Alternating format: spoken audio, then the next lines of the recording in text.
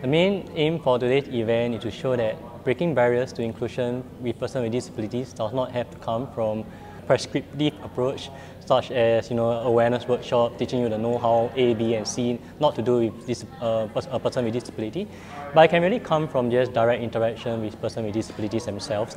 Today's main purpose is to showcase the different activities that you can find in our rich culture in Singapore.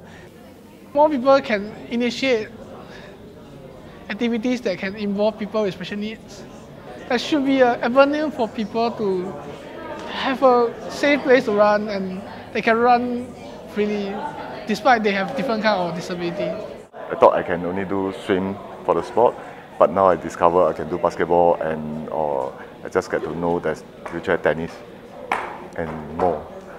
How about making everyone be on a wheelchair and playing a wheelchair basketball?